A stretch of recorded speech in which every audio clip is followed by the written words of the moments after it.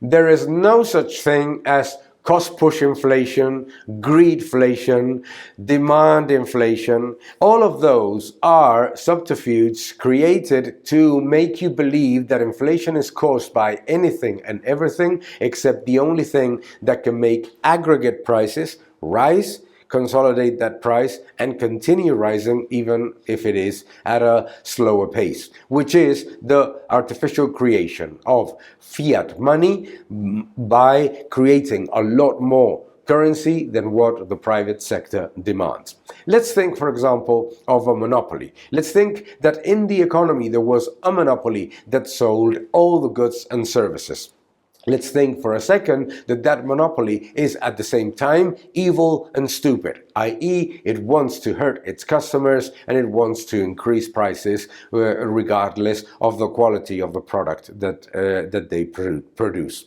Okay, let's assume that they do that. What would happen for a constant amount of money?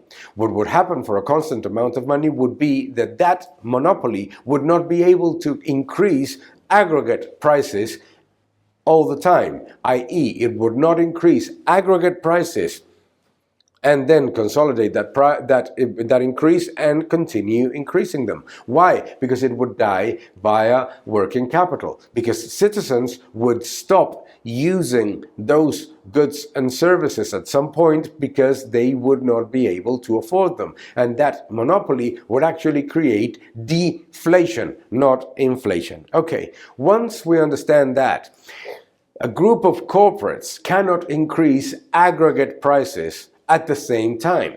If there was a group of evil and stupid corporations that decided to increase prices at the same time and do it in collusion, what would happen immediately would be that the smaller producers would sell their products at a lower price. Furthermore, if the quantity of money was the same, that group of producers would also be unable to sell all the products that they produce. So they would not be able to increase the prices and continue to increase them and keep them rising all the time.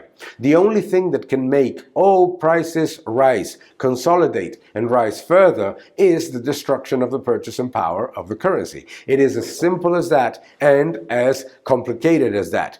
There is no such thing as greedflation, certainly no thing as cost push inflation, and the reality of the economy is that the only thing that can make aggregate prices rise and consolidate and continue to rise even at a slower pace is the artificial creation of money created by governments. Individual prices may rise because of an external factor. Individual prices may be a slow bump in the process of aggregate prices, but certainly individual prices don't make aggregate prices rise, consolidate, and continue to rise. Inflation is always and everywhere a monetary phenomenon.